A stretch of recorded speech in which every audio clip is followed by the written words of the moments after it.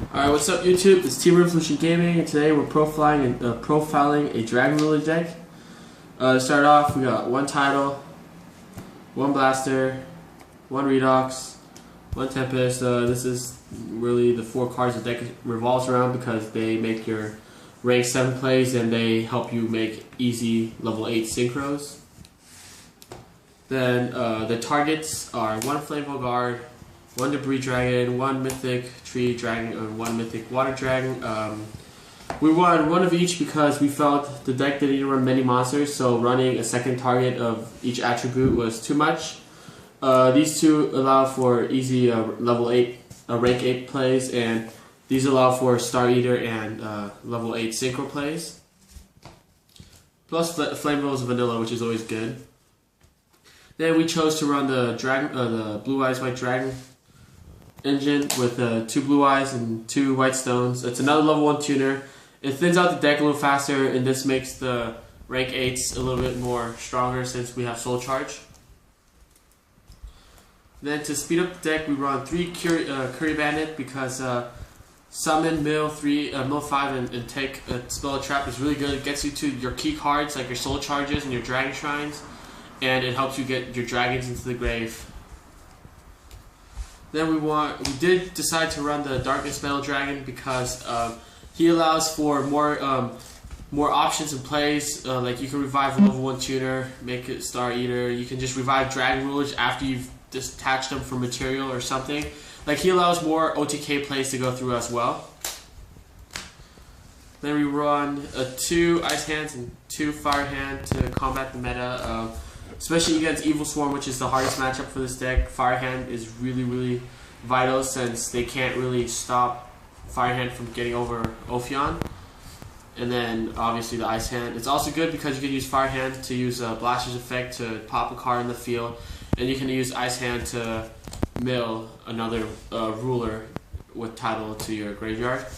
Then Double Max C because it's really good in the current meta where everyone is special summoning a lot. It's good to have main deck.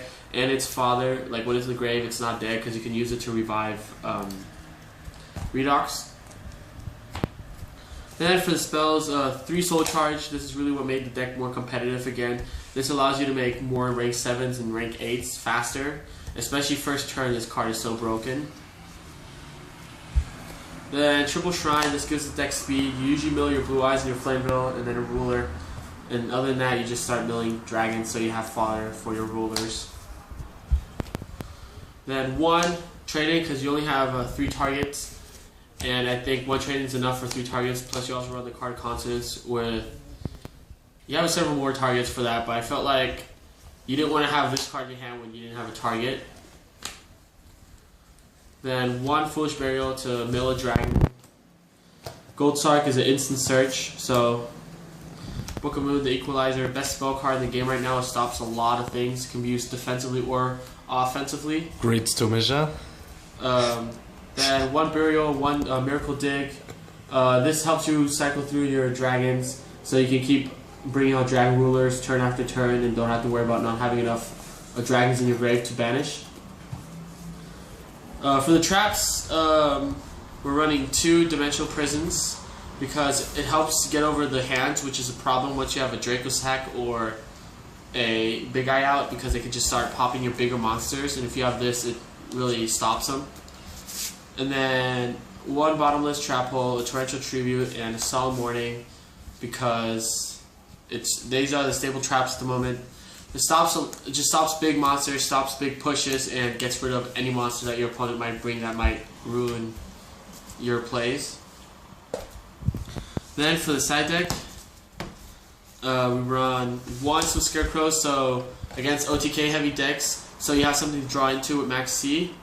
And then we're running several more hand traps such as Effect Veiler against decks that rely on their effects, like you can stop Myrmeleos or Hard Cardies so they don't get their pluses. DD Crows against the meta like Bujins, Madolche. I mean, Spellbook's not meta, but it's also good against Spellbooks in Dark World. And versus Dragons since he can't play Macro or Fissure. Then against Evil Swarms, very important.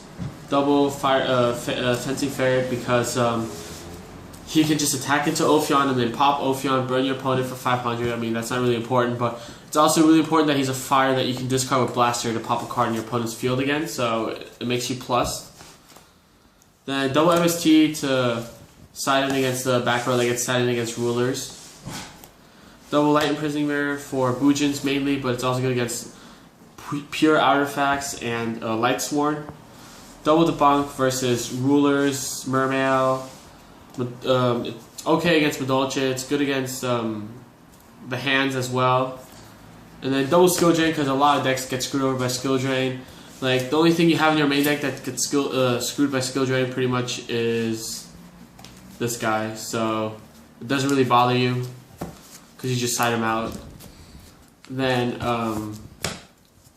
for the extra deck, for the Synchros, Catastrophe level 5.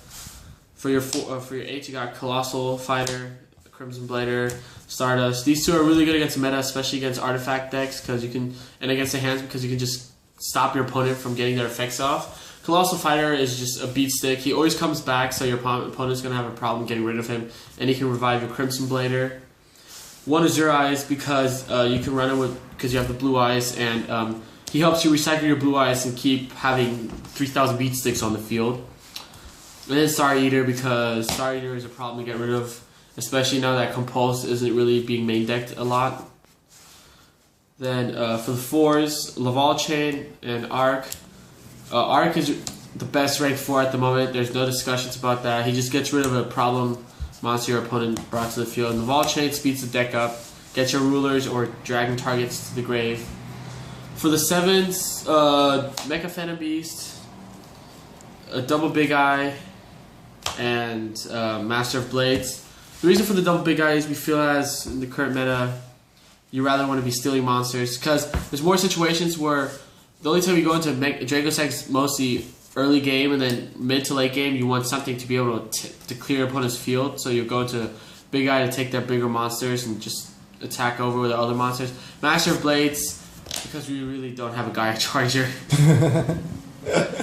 Then for the 8s, Heliopolis, and double Felgren. Felgren best rank 8. Like he can just come to the field and just be like, okay, you can't do anything to him, or he'll just negate an opponent's effect. So it's a double-sided sword towards your opponent. And then Heliopolis helps you get over, clear the field that your opponent has to be ready for your OTK.